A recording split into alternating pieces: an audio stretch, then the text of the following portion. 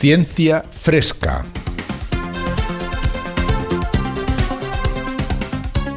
Un espacio de cienciaes.com para comentar las noticias de ciencia más interesantes de la semana. Con Jorge Laborda Fernández y Ángel Rodríguez Lozano.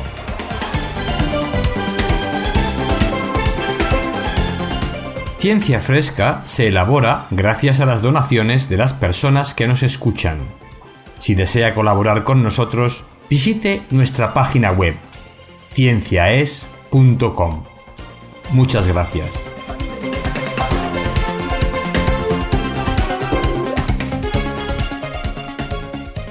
Comenzamos Ciencia Fresca y esta semana vamos a hablar de noticias muy variadas, ¿no, Jorge?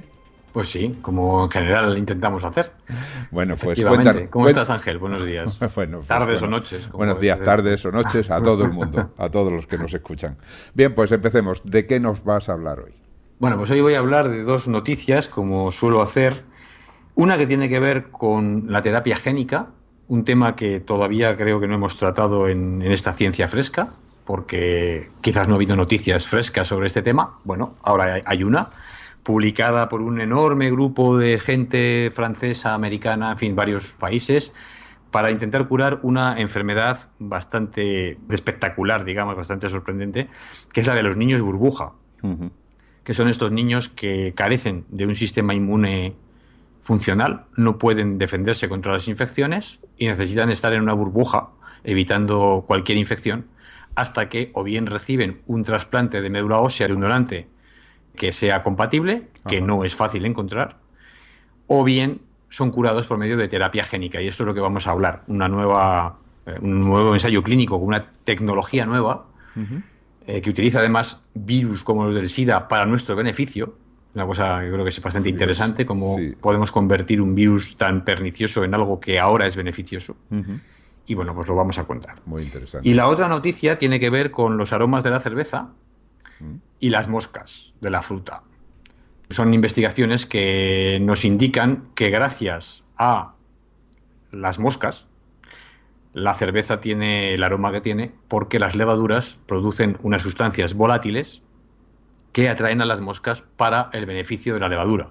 Es algo similar a lo que sucede con las flores, que también obviamente tienen aromas que atraen a los insectos.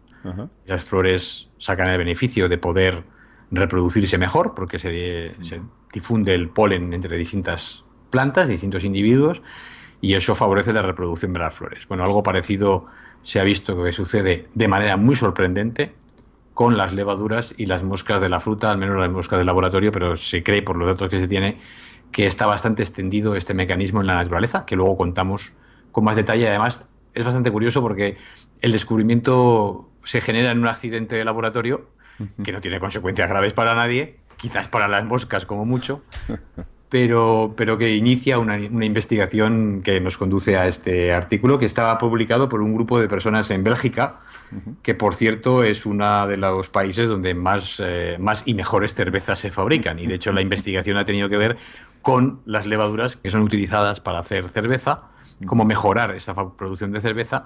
Bueno, pues nos lleva a un sorprendente resultado que tiene que ver con la evolución de las especies, ¿no? Como con interacción de las especies y su evolución. Realmente bastante curioso el tema, me parece a mí. Así que por eso lo elegí. O sea que las levaduras utilizan los aromas para, digamos, jugar con las moscas y jugar con los humanos. O sea, sí, en estos efectivamente, casos, jugar con los humanos. Al final son las levaduras las que más beneficios sacan de todo esto, efectivamente. Muy bien. Pues yo voy a hablar de algo distinto. Vamos a hablar de física, concretamente de una noticia en la que se comenta en Nature Photonics el descubrimiento de una sustancia fluorescente que puede permitir el diseño de LEDs súper rápidos. Y como resulta que los LEDs, concretamente los LEDs que consiguen dar luz azul son por los que han sido galardonados con el Premio Nobel de Física este año, justamente hace unos días, a Kazaki, Amano y Nakamura. Pues vamos a aprovechar esta noticia para hablar también del Premio Nobel de Física. Muy bien, me parece muy interesante y muy bien traída la noticia que has elegido para hoy. Pues venga, empezamos con la primera. Bueno, pues vamos a empezar con la terapia génica, este nuevo método de terapia génica. Bueno, realmente no es que sea nuevo el método, pero sí que hay algunas modificaciones que lo hacen bastante interesante. Vamos a ver, lo primero de todo que debemos entender para ver la importancia de este nuevo descubrimiento, de este nuevo método para curar una enfermedad, es qué es la enfermedad y cómo se produce. La enfermedad se llama la inmunodeficiencia severa combinada, que en inglés, por así decirlo, en inglés se llama SCID. SCID de inmunodeficiencia combinada severa grave, ¿no? Entonces, ¿esto por qué se produce? Hay muchísimos genes, esto es de origen genético, y hay muchísimos genes que pueden causar esta inmunodeficiencia. Pero uno de los más comunes es un gen que está en el cromosoma X y que, por tanto, va a afectar sobre todo a los varones, porque los varones solo tienen un cromosoma X, o solo tenemos un cromosoma X, las mujeres tienen dos. O sea, que siempre tienen la posibilidad de que el que funcione sea el bueno, mientras que nosotros no. Efectivamente, nosotros si tenemos uno malo, pues con ese nos hemos quedado. Pero las mujeres pues tienen dos y si hay uno que no funciona, pueden tener el otro como sustitución, ¿no? Como pieza de sustitución. Y de hecho no tienen ningún síntoma en este caso, son perfectamente normales, digamos, en el caso de esta enfermedad, del SCID, ¿no? De la inmunodeficiencia. ¿Eso porque se activa o uno o otro? Sí, se activa uno u otro. Pero al azar. Efectivamente, se activa uno u otro en las mujeres, pero las células que tienen, digamos así, funcionando el bueno, son las que viven, las que tienen funcionando el malo, mueren. Ajá. Entonces, van a tener siempre células con el bueno funcionando, porque tienen la mitad de las células, digámoslo así, y con esa mitad de las células regeneran todo el sistema inmune, no tienen ningún problema. Entonces, para generar un sistema inmune normal. ¿Qué efecto tiene eso? Bueno, pues el efecto que tiene es que las células, los linfocitos T, que son los linfocitos más importantes para luchar contra las infecciones, sin linfocitos T no podemos luchar contra las infecciones. Estos son los linfocitos que son atacados por el virus del SIDA, precisamente, un virus que ataca estos linfocitos y que puede ser utilizado ahora, precisamente para curar este problema. Bueno, pues cuando estos linfocitos T no se desarrollan, o mueren, como es en el caso del virus del SIDA, somos susceptibles a sufrir cualquier tipo de infecciones que acaban con nuestra vida. Claro, nos Esto quedamos es una sin cosa defensa. importante de entender. Porque, a ver, la gente dice, bueno, si el corazón me falla, si me falla el hígado, si me falla el riñón, sí, te puedes morir. Necesitas un trasplante de riñón o de hígado para salvar tu vida. Si no, pues mueres. Pero es que si te falla el sistema inmune, que no es un órgano en concreto, es un sistema, por tanto está en muchas partes del cuerpo. Pero si me falla ese sistema inmune, también me muero. Claro. Porque no puedo defenderme de las infecciones. Porque el sistema inmune es un órgano vital. Claro, porque las infecciones están a la orden del día. Nos Pero estamos bueno, defendiendo todo el de ellas rato. continuamente. Sí, claro. absolutamente, continuamente. O sea, estamos rodeados de bacterias, tenemos bacterias en la piel, virus que pueden penetrar, en fin, estamos todo el tiempo bajo amenaza. Y es el sistema inmune el que mantiene esas amenazas bajo control. Claro, si no se desarrolla el sistema inmune, imaginemos un niño que no se desarrolla el corazón, evidentemente va a morir. O no se desarrolla el hígado, ¿no? Como he dicho antes. Bueno, pues si no se le desarrolla el sistema inmune, también muere. Y este es el caso de las inmunodeficiencias. El sistema inmune no se desarrolla. No es capaz de producir las células adecuadas para que el sistema inmune funcione. Ese también es el efecto del SIDA, ¿no? Claro, el SIDA Pero en lo que ese hace... caso es adquirida, por eso. Exacto, exacto. En este caso de la inmunodeficiencia sería innata, es decir, genéticamente causada. Ya naces con ella por tus genes, tienes un defecto en el gen, ahora hablaremos de qué defecto puede ser. Y en el caso del SIDA es adquirida, porque ataca a las células que son las que mantienen el sistema inmune, digámoslo así, en buen estado de salud, ¿no? Y que mantiene a su vez nuestra salud. Claro. ¿Qué sucede entonces cuando tenemos un gen? Ahí ya digo que puede haber varios. En este caso es uno que está en el cromosoma X, que produce una proteína que es un receptor de una hormona del sistema inmune. Esta hormona, hay varias de hecho de estas hormonas, es fundamental para que de las células madre de la médula ósea, que son las células que originan todas las células de la sangre, de ahí salgan también los linfocitos. Es decir, hay células madre en la médula ósea que generan todas las células de la sangre y también las del sistema inmune. Y si ese gen no está, de esas células madre de la médula ósea no se pueden desarrollar, en este caso, las células del sistema inmune. Sí se pueden desarrollar los glóbulos rojos. Ajá. Ese gen no es importante para el desarrollo de los glóbulos rojos, algunos sí lo son, pero en este caso no. Pero sí que es importante para que se desarrollen los linfocitos T, que se llaman. O sea que la fábrica deja de funcionar, no, Exacto, la no fábrica funciona. deja de funcionar. Y al no haber esos linfocitos, pues es como si, qué sé yo, el corazón no tuviera músculo, ¿no? Ya. No tenemos el músculo del corazón, obviamente no puede bombear sangre. En este caso no tenemos las células más importantes del sistema inmune. O sea que esas personas en el momento de nacer ya están en peligro. Efectivamente. De hecho, Entonces, cuando nacen, al poco de nacer, ya se puede identificar que ese es el tema y para salvar su vida tienen que meterlas en un entorno absolutamente estéril, quiere decir estéril, libre de microorganismos. Y se puede hacer una de dos cosas. La primera es hacer un trasplante de médula ósea. Para eso necesitamos un donante compatible. Y la compatibilidad en este caso es más importante que la compatibilidad, por ejemplo, cuando se hace un trasplante de otro órgano, como el riñón o como el hígado. Ahí no hace falta ser tan compatible. Un donante no totalmente compatible puede dar un hígado a otro. Pero en el caso de la médula ósea, para reconstituir el sistema inmune, como estamos hablando de un sistema que tiene que funcionar al 100% para darnos una protección contra las infecciones, pues en este caso necesitamos un donante compatible, en fin, muy compatible. Y eso es difícil de encontrar. Salvo que haya un hermano que sea compatible, pues es muy difícil encontrar un donante, aunque ahora ya con los sistemas internacionales de donantes de médula ósea, pues es posible. Me acuerdo, por ejemplo, que hace unos años hubo una persona que necesitó un trasplante de médula ósea aquí en Albacete, donde yo me encuentro, y encontraron a un donante que había dado, un donante compatible, que había donado su médula ósea en Australia. Y desde Australia trajeron esa médula ósea hasta aquí, ajá. para curar a esa persona. Con lo cual hay Ya, un ya. sistema ya que permite este tipo de cosas. Pero bueno, lo ideal, o otra manera de curarlo, sería reconstituir el gen defectuoso. Si sabemos qué gen es el que no funciona, podemos coger células madre, las sacamos de la médula ósea del niño, De la misma persona, de la claro, misma y por persona. lo que ya no hay problemas de rechazo. Exacto, no hay problema de rechazo ni de compatibilidad. Le ponemos el gen, Ujú. es decir, si le cambiamos el malo por el bueno, Sí. y le volvemos a meter las células madre a la médula ósea de la misma persona. Lo dices como si fuera fácil, ¿eh? No, no es fácil, evidentemente no es fácil y requiere bastante estudios y bastante tecnología, que de eso es de lo que voy a hablar. Pero bueno, esto se hace.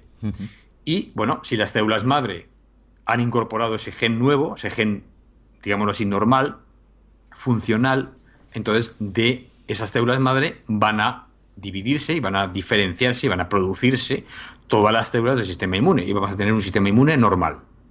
Y la persona va a poder, por tanto, defenderse de las infecciones. Bueno, esto es lo que han hecho con 8 niños, de los cuales han curado a 7. Pero, ¿cuál es la novedad de esto? Bueno, pues uno de los problemas de la terapia génica, además de toda la dificultad que conlleva el sacar las células y meterles el gen nuevo dentro de ellas, para lo cual se emplean, como he dicho, virus. Sí. Porque claro, los virus, dice, bueno, ¿y por qué se emplean virus? Pues- Pues los virus son unos microorganismos que llevan millones de años de evolución adaptados a incorporar genes dentro de las células. Ujú. Lo que hace un virus es incorporar su genoma dentro de una célula y reproducirlo Ujú. dentro de esa célula y luego, bueno, vuelve a formar partículas víricas y salen al exterior. Sí, porque en realidad un virus no tiene ningún sistema de los que caracterizan a los seres vivos. Es decir, no come, Exacto. no se reproduce en el sentido clásico, sino que lo único que tiene es en su interior material genético y ya está. Y lo que utiliza es toda la maquinaria de la célula, ¿no? Para reproducirse. Así es, efectivamente. Utiliza, bueno, sus proteínas le permiten unirse a las moléculas de la membrana de la célula. Esa unión le permite penetrar dentro, donde libera su genoma de una manera u otra. Hay veces que el genoma es lo único que entra, otras veces entra la partícula entera. Y dentro de la célula, pues el virus se reproduce. Ajá. Bueno, aquí lo que tenemos que intentar es que el virus no se reproduzca, claro. Claro, Si eso te iba a cogemos decir. el virus y utilizamos sus mecanismos de penetrar a la célula para que el gen que nos interesa entre dentro de la célula, sin que por ello el virus infecte, claro. O sea, que no se trata de sacar muchas copias del virus, sino todo lo contrario, que el virus se quede ahí dentro y aporte ese gen que falta. Exacto, exacto. De hecho, que el gen se incorpore dentro de los cromosomas de la célula. Es decir, que se inserte dentro del ADN propio humano. Y esa inserción hace que la célula que lo tiene, cuando se reproduzca, siempre va a tener el gen, porque ya lo tiene insertado en su genoma. Pero se tiene la tecnología suficiente como para, digamos, tener puntería y poner ese gen en su sitio, o vale en cualquier lado. No, vale en cualquier lado. De momento no tenemos tanta puntería. La idea es que ponemos ese gen y el gen se va a insertar en algún cromosoma en alguna parte. O sea, da lo mismo, no hace falta que sea ni siquiera el No hace cromosoma falta que sea. X. En el sitio donde está el gen mutado, digamos. Ya, El gen ya, mutado ya. está ahí, no funciona, no pasa No nada, no funciona. hace daño que esté. Lo que tenemos es que poner el gen bueno, ¿no? Y ese gen bueno puede ponerse en cualquier sitio. Ya. Pero ¿cuál es el problema de esto? El problema de esto es que los virus, claro, tienen una serie de secuencias en su genoma que activan a los genes. Porque los virus lo que quieren es reproducirse rápidamente. Y tienen una maquinaria que activa la expresión génica, es decir, el funcionamiento de muchos genes. Y en algunos casos, si el virus se inserta, aunque no se puede reproducir el virus, no se va a producir partículas víricas, si el virus se inserta cerca de un gen que, por ejemplo, nos puede causar cáncer, pues nos puede causar una leucemia. Entonces sí, de momento hemos curado al niño, pero Sí. a los pocos años este niño va a tener una leucemia. Y esa leucemia pues, nos puede matar a esa persona, claro. Claro, claro. Entonces, de lo que se trata de la terapia génica es de cómo conseguimos modificar a estos virus de manera que nos sirvan de vehículo para meter los genes, pero que no nos hagan daño de ninguna manera, ni que se reproduzca el virus dentro, ni que nos modifiquen el genoma de tal forma que nos lo dañen y nos puedan causar un cáncer. Ya, ya, ya. Bueno, para eso, esto es la novedad de ese estudio, han desarrollado una tecnología complicada, la verdad es que es de biología molecular complicada, en donde hacen virus que se inactivan a sí mismos. Una especie de como de virus autolimitante que tiene una modificación en las secuencias del ADN o del ARN, en el material genético, una modificación que es la zona que más activaría, digamos, el funcionamiento de los genes. Esa zona la han modificado de manera que cuando el virus se inserte y ponga su material genético allí, no afecte al funcionamiento de los genes que tiene alrededor. Ajá. Realmente los afecte lo menos posible. Ya, ya, ya. Bueno, pues con esta manera, esta idea, que ya digo, es tecnológicamente complicada de hacer, pero bueno, se tienen hoy en día las herramientas más que suficientes y realmente algunas muy sorprendentes para modificar el ADN prácticamente a voluntad, como queramos, poniendo las secuencias que queramos, quitando las secuencias que queramos y donde queramos en el genoma de los virus. Se pueden generar estos virus y se puede poner en ellos el gen que hemos identificado previamente es la causa de la inmunodeficiencia. En este caso, como digo, el receptor de unas hormonas del sistema inmune fundamentales. Ese receptor no funciona y las hormonas, por tanto, no pueden funcionar tampoco.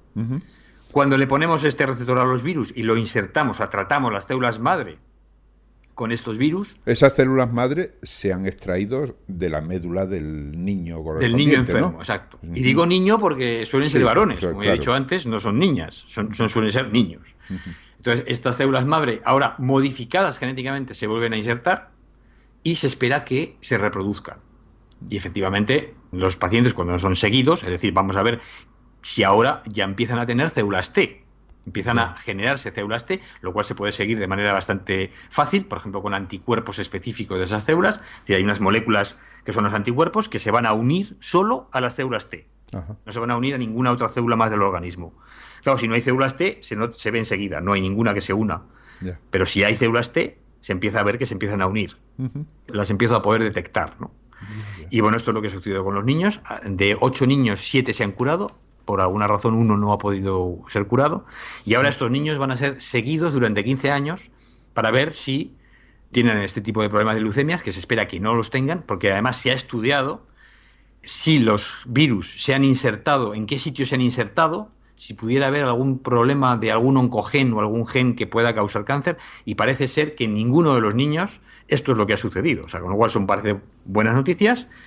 Esto, como digo, ha sido publicado en la revista New England Journal of Medicine, que es una de las más importantes revistas de medicina del mundo, y es un estudio que, claro, conjura pues un montón de trabajos anteriores de investigación fundamental, de qué genes son los que causan las inmunodeficiencias, cómo funcionan, cómo se pueden manipular esos genes, cómo se pueden manipular los virus para hacerlos inocuos, en fin, todo un conjunto de investigaciones en los últimos años que nos permiten ahora tener una tecnología médica Ajá. puntera que posiblemente permita curar a pacientes que, en fin, yo creo que todos los pacientes, evidentemente todos los que tienen una enfermedad, merecen ser curados. Sí. Pero si hay alguno que merece ser curado es un niño de pocos meses que, si no tiene un sistema inmune, no puede tener vida normal. No tiene futuro. No tiene futuro ninguno. No tiene futuro. O sea, va a morir sí o sí porque no lo podemos mantener en una burbuja toda la vida.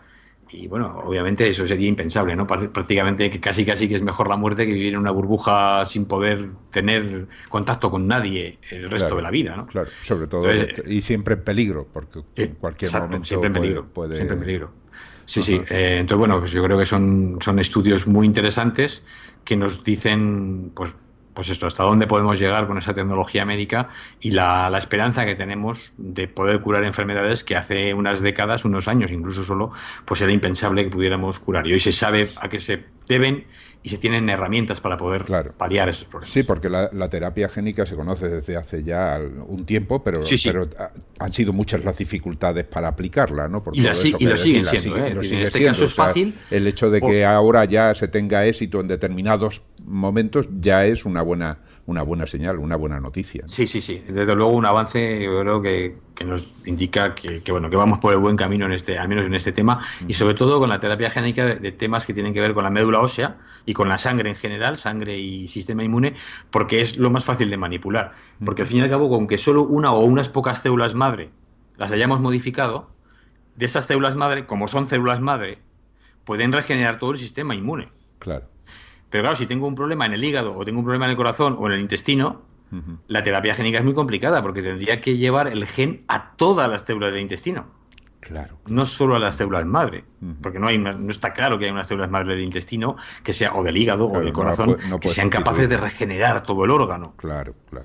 En cambio, sí que sucede esto en el sistema inmune. Esa es la ventaja de la terapia génica con el sistema inmune y, bueno, con la sangre en general. Entonces, en ese sentido, bueno, yo creo que es importante que ahí vayamos aprendiendo cómo se pueden hacer estos vehículos de terapia génica para ir mejorando y, quién sabe, en el futuro otras enfermedades que hoy parecen incurables, pues sin embargo puedan ser curadas por metodologías como esta, ¿no? Muy interesante. Bueno, pues ahí tenemos una puerta abierta a la esperanza, entonces, para muchos de estos enfermos que como has dicho son enfermedades terribles en el sentido de que condicionan la vida y condicionan la existencia, ¿no? Bueno, y la vida de la familia también, ¿no? Y de todos los que están a su alrededor. Todos los que le están rodeando, sí. Bueno, pues vamos a cambiar de tema. Vamos a hablar de LEDs. Es decir, vamos a hablar de esos dispositivos pequeñitos que emiten pero luz. ¿qué es un LED? ¿Qué significa LED? A eso iba. Porque hay veces que dicen un LED, pero ¿eso qué quiere decir? Se llaman diodos emisores de luz. Es decir, hemos visto los LED, son como puntos luminosos que los vemos en muchísimos sitios. Los vemos en los mandos a distancia que estamos utilizando continuamente para encender la televisión. Ese puntito rojo que aparece en el mando cada vez que apretamos el botón, pues eso es un LED. Lo vemos ahora, lo puedes ver en los coches.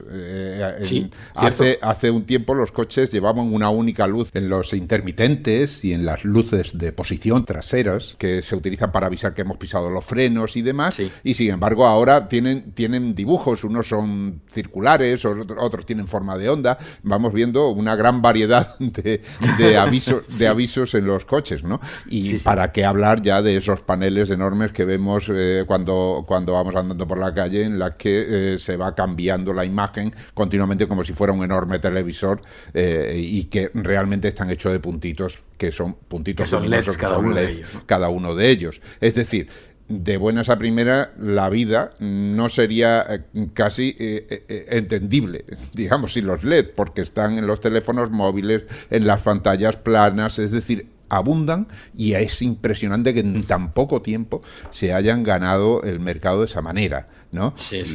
Bien merecido entonces el premio Nobel que han concedido este año, ¿no? A esos investigadores japoneses. Muy bien merecido, porque aunque estos dispositivos, o sea, ya se conocía esa emisión de luz en unos determinados compuestos cristales, concretamente de carburo de silicio, es decir, carbono y silicio, en eso ya se había detectado la primera emisión de luz por allá por 1907, ¿no?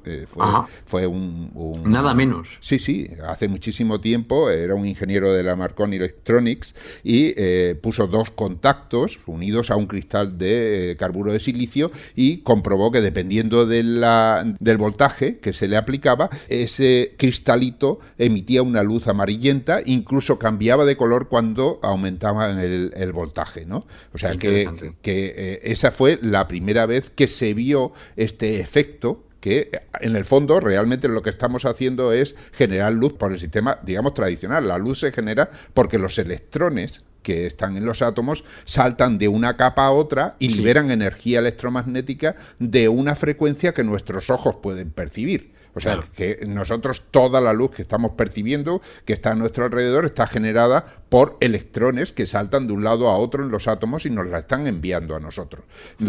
Lo que hay que hacer, o lo que había que hacer, y ese fue el invento, es aplicar una corriente eléctrica a algo y que ese algo emitiera la luz. Ya no fuera que provocar la energía eléctrica en energía luminosa. Exactamente, y sin intervención, como ocurría hasta entonces con las bombillas de incandescencia, que lo que hacía era calentar un filamento, porque al calentarlo a una temperatura muy alta irradia en todas las frecuencias, no solo en la frecuencia visible, sino que cuanto más energía le comuniquemos, cuanto más caliente se ponga, más va a emitir en frecuencias más altas y por lo tanto vamos a acercarnos a esa luz del sol que estamos acostumbrados a ver. Pero claro, eso supone un gasto de energía enorme, porque lo estamos convirtiendo en calor, y al generar ese calor, una parte muy pequeñita de esa energía se convierte en luz. Y claro, las lámparas de incandescencia consumen mucho. Sí, bueno, y desde luego se ponen muy calientes. No se pueden tocar. Sí, no se pueden tocar. Una vez pero encendida, en cambio una bombilla LED sí se puede tocar. Se puede tocar perfectamente, no hay ningún problema. Eso con respecto a las de incandescencia. Luego vinieron los tubos fluorescentes, que lo que hacen es tener un gas dentro, que al perder electrones se ilumina y emite también luz. Pero claro, son más grandes y también consumen, aunque bastante menos que las bombillas de incandescencia. En cambio, el LED es muchísimo más eficiente a la hora de facilitar la luz. O sea, según mis datos, que transforma en luz mucha más cantidad de energía, digamos. Sí, o sea, es el porcentaje de energía que convierte en luz es muchísimo mayor. Por ejemplo, para hacernos una idea, una lámpara de incandescencia tiene un 4% de eficacia, es decir, solo un 4% de la energía que le suministramos se convierte en luz. La luz se mide en lumens, entonces sería 16 lumens por vatio, ¿no? En cambio, el tubo fluorescente ya da por cada vatio, no 16, sino 70 lumens. Pero si nos vamos a los LEDs, dan 300. Es decir, por la misma potencia que nosotros la aplicamos, por 100, por lo menos por 75. Es muchísimo más eficiente, por lo tanto. ¿Qué es lo interesante? Que para ponerlo en nuestras casas y iluminarnos, pues resulta que es muchísimo mejor poner un LED, aunque ahora son un poquito caros algunos de ellos, pero merece la pena porque nos está ahorrando energía durante todo el tiempo que dura, aparte de que su duración es muchísimo mayor que las bombillas de incandescencia o que los fluorescentes. Y de ahí viene el éxito, por eso es por lo que los tenemos prácticamente en todos lados en un tiempo récord. Porque había dicho que los LEDs se habían descubierto. Bueno, se había descubierto, digamos, esta electroluminiscencia, para hablar con propiedad, no ya el LED, porque eso es un diodo y eso se descubrió más tarde. Es decir, el LED es una forma sofisticada de utilizar esa electroluminiscencia, o sea, luz a partir de la electricidad.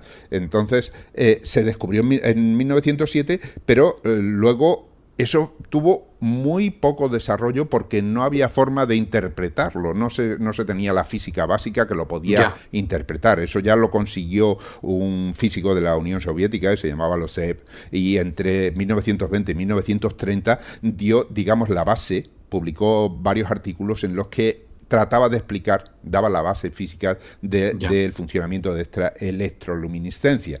Luego ya en 1940 se inventó el transistor. Fíjate, estamos hablando de ya un dispositivo que utiliza semiconductores. Son cristales, seguimos teniendo cristales, ¿no? Cristales de silicio, en los que metían unas impurezas, y gracias a esas impurezas, el cristal de silicio, que normalmente no conduce la electricidad, puede conducir la electricidad, pero lo que es más interesante, podemos controlar ese flujo de electricidad. Y con él construir un aparato que amplifica una señal que nosotros ponemos muy débil en un lado y obtenemos una amplificación de esa señal. Sí, eso es lo que hace el transistor. Eso es lo que hace el transistor. Pero claro, los transistores anteriores a esto eran transistores que se hacían con unas válvulas enormes y que gastaban una cantidad de energía, y resulta que el transistor que ya utiliza semiconductores puede ser tan pequeñito, tan pequeñito que los hay por millones en un microcircuito, en un circuito que tengamos en el teléfono móvil o en el microprocesador del ordenador. Ahora mismo se pueden millones hacer, literalmente, o incluso decenas de millones. Decenas de millones, o sea que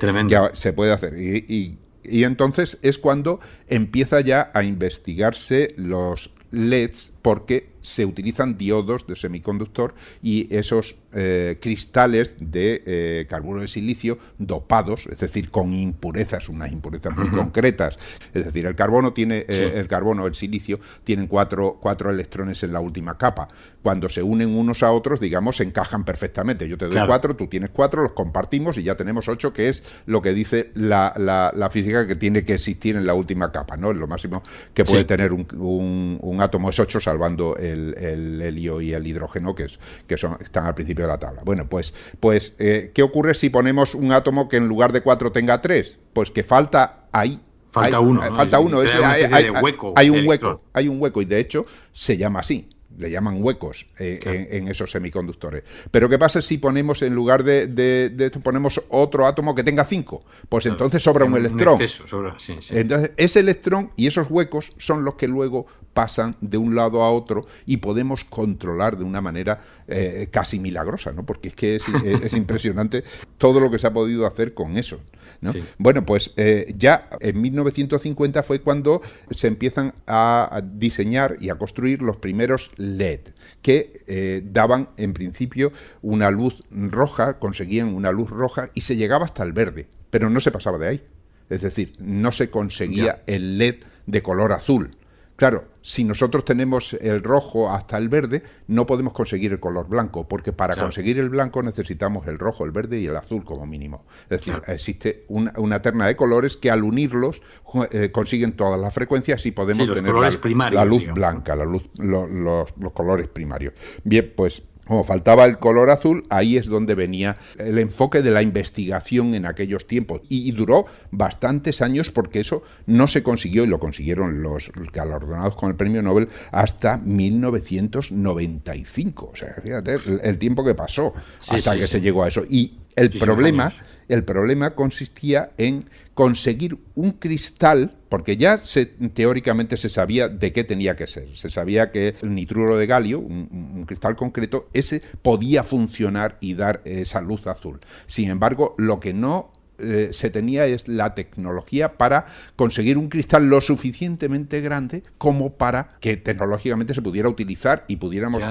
generar el problema era tecnológico desde el punto de vista casi de la formación química del cristal, ¿no? Exacto. De conseguir esos químicamente cristales de un tamaño adecuado. De un tamaño adecuado, porque se conseguían, pero de un tamaño muy pequeño. Entonces, toda la investigación de estas personas que han recibido el premio Nobel, y como he dicho, se llaman Akasaki, Amano y Nakamura, que son japoneses, aunque uno de ellos está en Estados Unidos, consistió en investigar la forma de tener cristales lo suficientemente grande y de una manera fácil de obtener para que luego el proceso industrial permitiera el desarrollo de estos LED hasta donde hemos llegado, y que ese LED diera luz azul.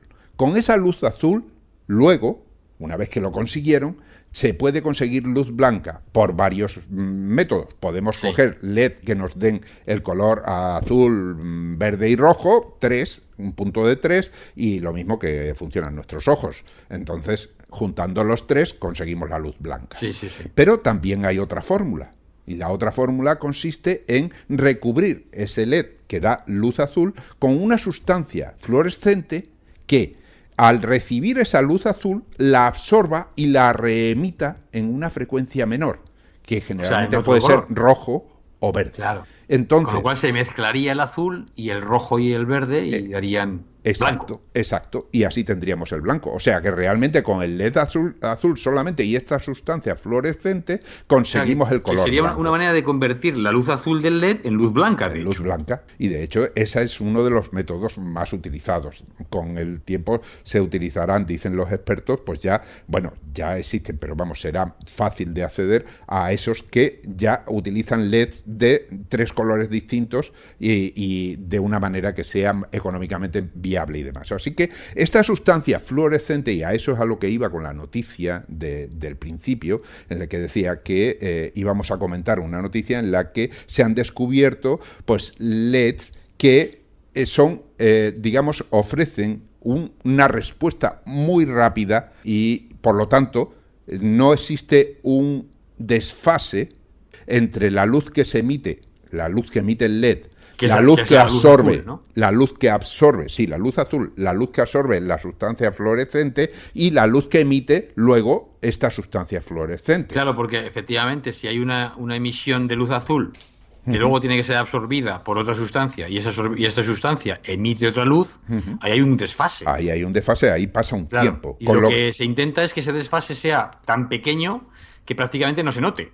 Claro, que sea lo más rápido posible esa transición porque nosotros en nuestras comunicaciones, las comunicaciones que utilizan luz como medio, necesitamos una respuesta muy rápida. Muy rápida, claro. Hasta el punto de que hasta ahora esa conversión era alrededor de una milésima parte de la que se necesita para las transmisiones con luz actual. Es decir, ahora mismo necesitamos dispositivos que reaccionen 1000 veces más rápido de lo que estaban reaccionando concretamente estas sustancias fluorescentes. Y en ese sentido, pues parece ser que unos físicos de la Universidad de Duke en Estados Unidos han conseguido una sustancia fluorescente que reacciona 1000 veces más rápida. Es decir, que ya estaríamos en el rango de la que se necesita para las comunicaciones, y lo han hecho pues diseñando primero químicamente, es decir, esta sustancia... Eso te iba a decir, que puede que sean físicos, pero que realmente están utilizando la química. Claro, están generando una sustancia fluorescente, será con una estructura química concreta, ¿no? Concreta, que tiene, me parece que tiene indio, o sea, tiene una serie de átomos que unidos reaccionan de una manera muy rápida a la luz. Y eso lo han conseguido además formando una estructura muy curiosa en la que han puesto una lámina de oro.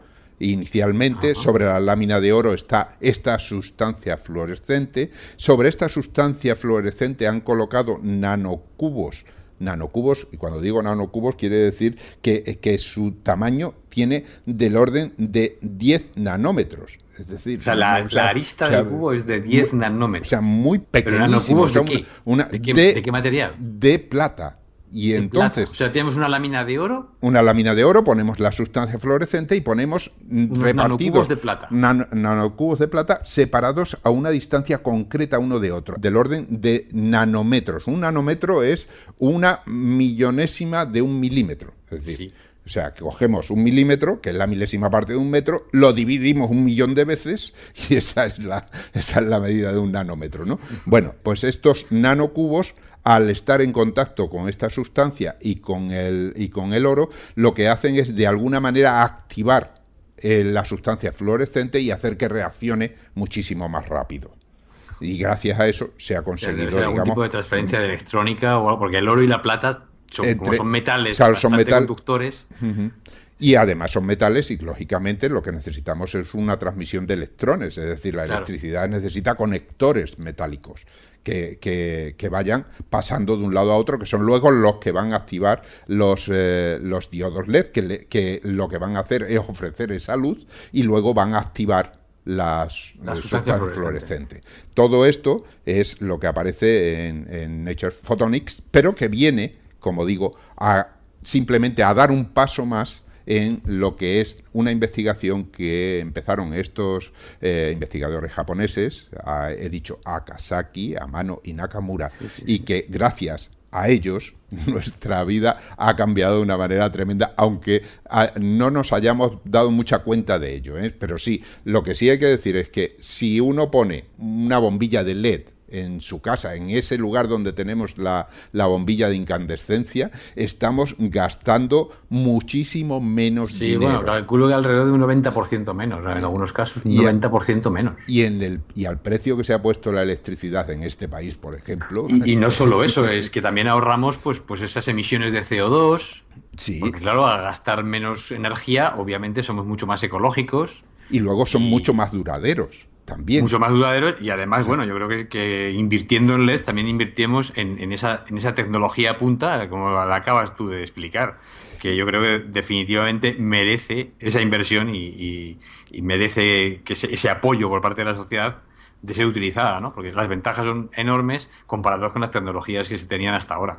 Y luego, además, hay aplicaciones de futuro que se deben a estos LED azules que emiten luz azul, como puede ser, aparte de las que ya existen, por ejemplo, los famosos Blu-ray, de los que tanto hablamos, porque son los lectores más modernos, porque son los más rápidos. Bueno, van a ir, evidentemente, ahí ya tienes una de las aplicaciones, pero se habla también de aplicaciones de otro tipo, como por ejemplo para la purificación de aguas en lugares donde no existen, digamos, la infraestructura para utilizar los métodos habituales de químicos, filtros, etcétera.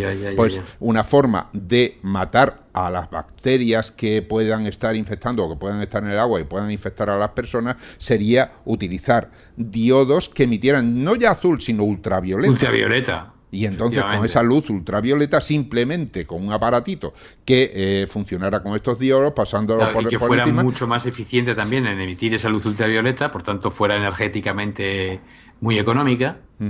Claro. Y bueno, recordemos que la luz ultravioleta lo que va a ser dañar el ADN de estas bacterias. Lo va a dañar químicamente, lo va a modificar y va a impedir que las bacterias vivan, claro, que se reproduzcan. Eso es lo que hace la luz ultravioleta. También con nuestras células de la piel, por cierto, cuando tomamos el sol, que también nos daña el ADN. Sí, y si no, solo hay que ponerse el sol recién empezado el verano, que todo el mundo se quema, y por algo se quema por eso, porque es un daño que Entonces estos LEDs podrían también generar esa luz ultravioleta. Sí, podrían, sí, claro, porque en el momento que estamos en el azul y el violeta es el inmediatamente siguiente, pues estamos hablando de frecuencias de luz cada vez más altas. Hay que tener en cuenta también que normalmente la fluorescencia de la que hemos hablado se produce a una frecuencia que sería una luz de color más frío que el azul, es decir, incide la luz azul en un material fluorescente y emite, por ejemplo, en verde o en rojo, ¿no? Que es luz de menor energía que el azul. Pero también hay material fluorescente que puede emitir en una frecuencia superior al azul. ¿Cómo lo hace? Absorbe no un fotón y luego emite otro de energía más baja, sino que absorbe dos fotones y emite uno de energía más alta. La suma de los dos sigue siendo mayor que el fotón emitido. Eso también existe y se puede hacer. Lógicamente, energéticamente es muchísimo más caro. Sí, ¿no? Más costoso. Claro, necesita dos fotones para generar uno. Pero eso existe y se puede hacer también. Bueno, pues en principio de aquí esta es la historia que nos ha servido además para conocer toda la historia que subyace a través de este premio Nobel de Física que se ha concedido hace muy poquitos días y que luego ya se le darán las medallas en diciembre como siempre. Muy bien, sí, allí en Estocolmo. En Estocolmo, sí. Pues muy interesante, estupenda noticia. De acuerdo, pues pasamos a la que queda. Pues pasamos a la última. Nos vamos a despedir esta vez con... Vamos a celebrarlo, ¿no? Con una jarra de cerveza, ¿no? Yo creo, bueno, una cañita, una jarra de cerveza, y vamos a darnos cuenta realmente de lo que hay detrás. Yo creo que la noticia nos va a servir para apreciar mejor lo que hay detrás de esa jarra de cerveza. O sea, que uno parece que es uno de lo más banal, pero es que hay millones de años de historia evolutiva detrás, ¿no? Y una historia evolutiva muy interesante que vamos a contar. Bueno, una de las cosas que evidentemente se han investigado bastante por razones comerciales es a qué se debe el aroma de la cerveza y cómo podemos hacer mejor cerveza. que sea pues más apetitosa, en fin, que tenga mejor olor, mejor sabor, etcétera, ¿no? Mejores propiedades organolépticas. Bueno, se han estudiado qué compuestos están ahí, quién los produce, y se sabe que se debe a compuestos volátiles que producen las levaduras Ujú. y que son, químicamente, son ésteres del ácido acético. O sea, el ácido acético está en el vinagre Sí. y se mezcla con otras sustancias, con, por ejemplo, el alcohol etílico, que también está en la cerveza. Ujú. Pues una combinación del ácido acético con el alcohol etílico nos da el acetato de etilo. Y este acetato de etilo, lo creamos o no, nos huele a pera. Ajá. El olor es de una fruta madura a pera. Ah, Hay otro acetato, el acetato de isoamilo, que huele a banana. ah. De hecho, son las sustancias que se emplean para poner en chicles y demás cosas que dan sabores a distintas frutas. O sea, son este tipo de sustancias, Ya, ¿no? ya, ya. Y estas son las sustancias que producen las levaduras y que dan un aroma a la cerveza.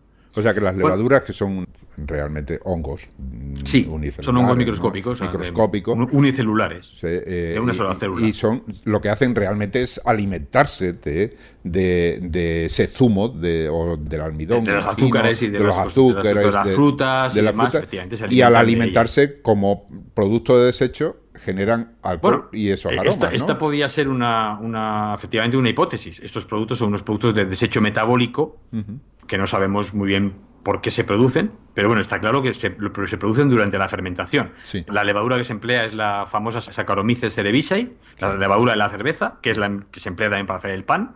La Ujú. levadura que se puede comprar en el supermercado en unos cubitos, te venden envueltos, ¿no? Ujú. Que la puedes utilizar en tu casa para hacer pan, en la máquina de pan, si tiene uno una máquina de pan, o en el horno para hacer repostería o lo que sea. Y que si uno Bueno, no lo pone, no crece el pan.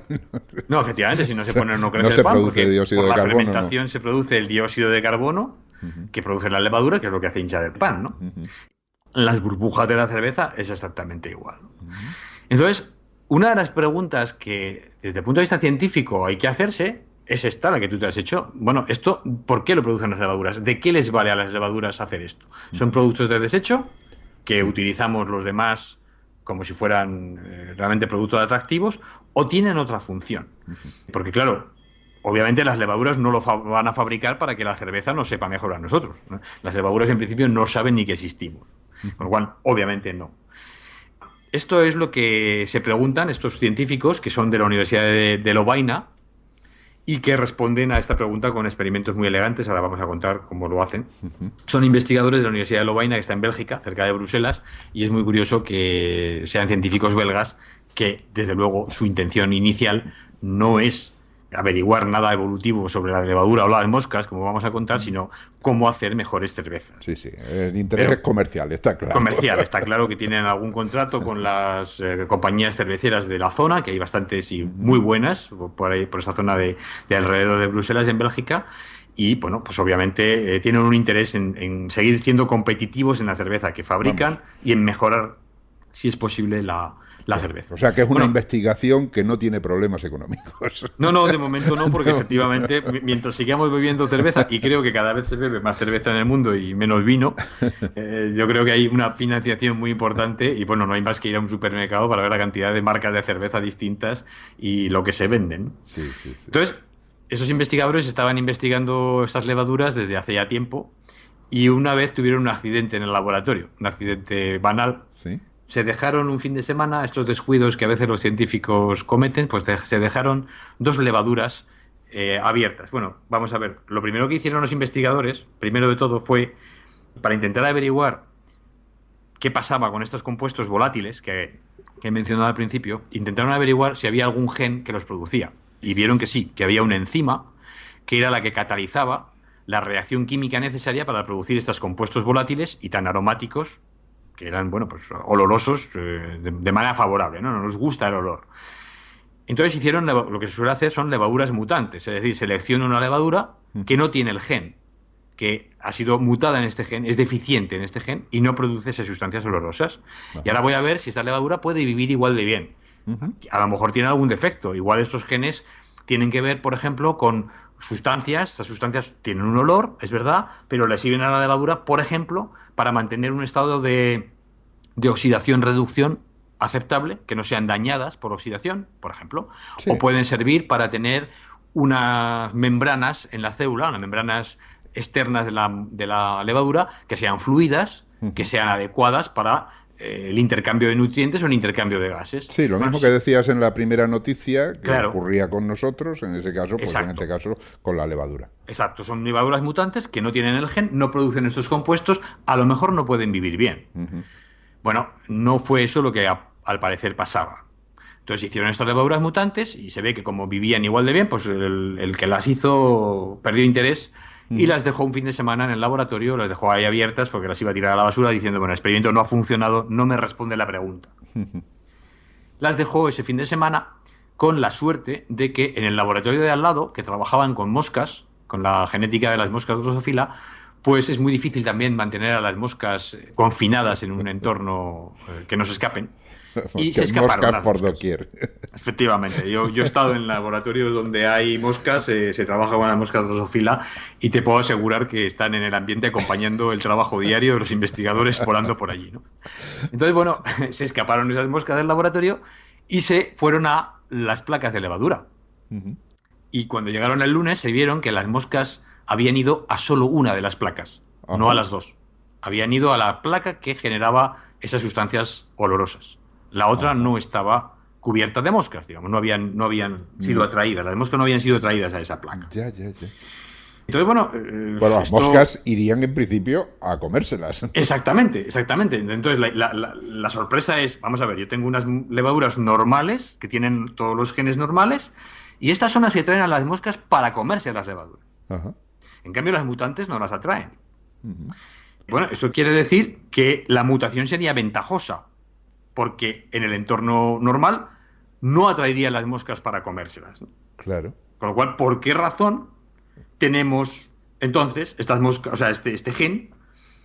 ¿Por qué existe este gen en la naturaleza? Claro, Este gen porque en la naturaleza tiene que darle alguna ventaja a las levaduras Ujú. que sea superior a la desventaja que supone atraer a las moscas para que se las coman. Claro, lógicamente, si las moscas se lo comen, lo lógico es que se coman siempre a las mismas y por lo tanto las que sobrevivan sean las otras. En ese caso Exactamente, no existirían las que tienen el aroma, sino solo exactamente. las habría sin aroma. Y sin embargo es al revés.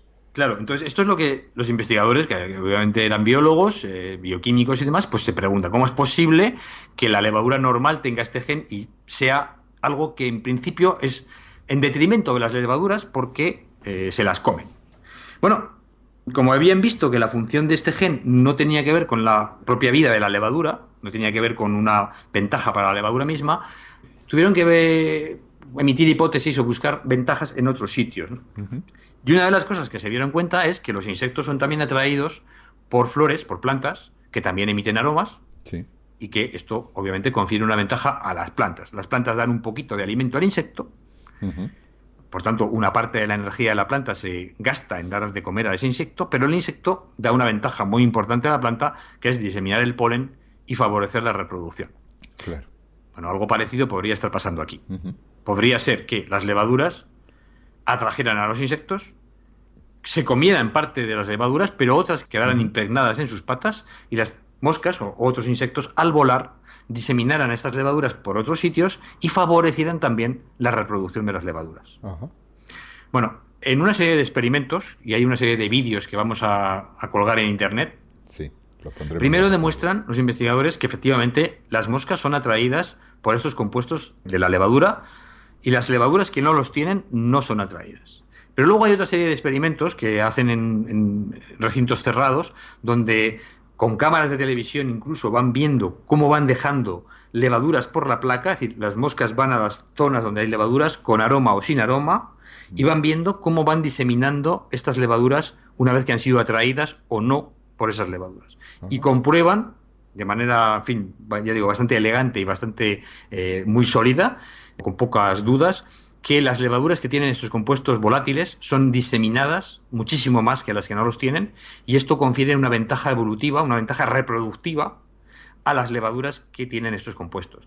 Ya, Que ya, de ya. hecho han ido los investigadores a buscar levaduras en otros sitios, no las de laboratorio, no las que tienen, las que se emplean para hacer la cerveza y el pan, y han visto que en la naturaleza las levaduras tienen incluso todavía producen más sustancias volátiles, más, en más cantidad que las levaduras del laboratorio. Parece que las que están en el laboratorio han sido seleccionadas para no producirlas, porque como al fin y al cabo los investigadores las reproducen de manera indiscriminada, es decir, no tienen una manera de seleccionar cuáles tienen mejor olor, Sí, salvo que lo hagamos de manera, obviamente, deliberada, pero en sí. cambio en la naturaleza sí que se seleccionan las que tienen mejor olor, porque esas son las que son atraídas por los insectos y son más Y diseminadas. son las que Claro, encuentran son la las forma que, las que se reproducen de más. reproducirse en otros sitios, cada vez más lejos, ¿no? Claro. Bueno, estos resultados, estos estudios han sido publicados en la revista Cell Reports, incluidos los vídeos, y en uno de los vídeos, que lo colgamos en internet, lo que hacen los investigadores es poner a las moscas en una especie de recipiente con 4 esquinas, Ajá. y por cada una de las esquinas, una esquinita que tiene un agujerillo, y por ahí van echando aire que lleva o no las sustancias olorosas que producen las levaduras. Entonces, ponen a las moscas, dejan que las moscas se muevan a su libre albedrío, pero cuando insuflan aire que lleva las sustancias de las levaduras, se ve como todas las moscas van a la esquina por donde sale ese olor. Son atraídas allí porque, claro, las moscas obviamente reaccionan Claro, para el olor, para ir a comerse las levaduras. muy bien. Además, no se quedan ahí los investigadores, estudian el sistema nervioso de las moscas, el bulbo olfativo unido a las antenas, y ven que las antenas y este sistema nervioso de las moscas están equipadas para responder de manera específica a estos olores. Es decir, de alguna manera, las antenas tienen receptores para estas moléculas y Ajá. estos receptores ponen en marcha las neuronas de las moscas que inducen el comportamiento de atracción. O sea que ha habido una coevolución entre las moscas y Y la la levadura, así, levadura. así es, exacto. La levadura ha aprendido, entre comillas, químicamente a producir unas sustancias que atraen a las moscas, les inducen un comportamiento de atracción. Ujú. Las moscas se alimentan, en este caso, de las levaduras, pero luego, una vez que se han alimentado, vuelan a otros sitios, Ajá. llevándose a más levaduras con ellas en sus patas y, por tanto, llevándolos a otro sitio. Y esto es lo que ha favorecido la evolución de las levaduras. Y por eso tenemos cerveza olorosa. Por eso tenemos esos aromas en las cervezas, gracias a que durante millones de años las Ajá. moscas y las levaduras, o los insectos y las levaduras, han coevolucionado Ujú. de esta manera, generando unas sustancias que la única función que tienen es la de favorecer la reproducción de las levaduras. Y que ahora Y que lo ahora, que hemos encontrado es que esas levaduras pues producen sustancias que al fermentar la malta en la cerveza, ujú. pues nos dan esos aromas tan apetitosos y que hacen que bueno pues nos sintamos mejor y tengamos ganas de bebernos esa cerveza, sobre todo ya acompañada con unas tapitas y con una buena compañía de amigos, ¿no? O sea que vamos a ver, entonces las levaduras han decidido, bueno, lo de las moscas está muy bien, pero los humanos nos van mejor. Así que vamos a Claro, convencer con el aroma a los humanos para que sean exactamente. ellos los que nos diseminen por toda Sí, la tierra. esto es lo interesante porque, claro, después de que se produce la interacción entre estas dos especies, las moscas o los insectos y las levaduras, ahora entra el ser humano. El ser humano utiliza esa levadura para hacer cerveza.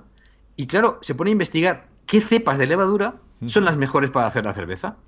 Y de nuevo, estaremos seleccionando a levaduras que produzcan estas sustancias olorosas, porque son las que vamos a reproducir en el laboratorio o en los centros de producción de cervezas o de producción de pan, Y de son lo los que que sea que atraen a los necesitemos humanos. fermentar, porque son las levaduras que producen los mejores productos para nosotros. Claro. Y por tanto son las levaduras seleccionadas, en este caso ya, por la selección artificial humana, ¿no?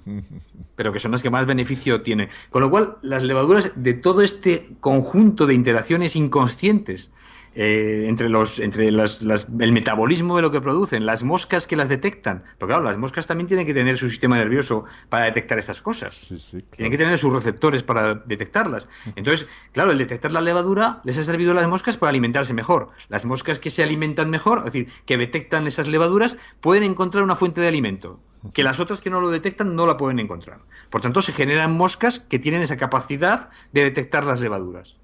Las levaduras se seleccionan para producir esas sustancias que detectan las moscas. Y ahora entra el ser humano detectando moscas y levaduras y bueno, y Y completando lo ciclos. que produce ahora el ser humano es una comprensión de este mecanismo. Eso sí que no estaba quizás previsto por la evolución, ¿no? O sea, el sistema nervioso del ser humano ha sido capaz de generar los experimentos y las explicaciones que nos dicen ahora por qué la cerveza es como es, por qué las levaduras son como son y por qué las moscas se comportan con su sistema nervioso como se comportan. Y realmente eso es lo que me parece fascinante de toda esta historia. Sí, desde luego. Fascinante es poco.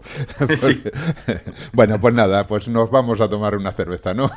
Sí, yo creo que nos lo hemos Celebrarlo. ganado, tanto los que hemos hecho el programa como los que han escuchado hasta aquí, que también se lo han ganado. Así que una cervecita no vendrá nada mal y podemos pensar sobre lo que hay detrás de esa cerveza de millones de años, como digo, de historia evolutiva. De historia evolutiva. Muy bien. Pues nada, hasta el próximo programa entonces, ¿no? Hasta la Jorge? semana que viene, hasta el la próximo semana programa. que viene. Un saludo. Un saludo.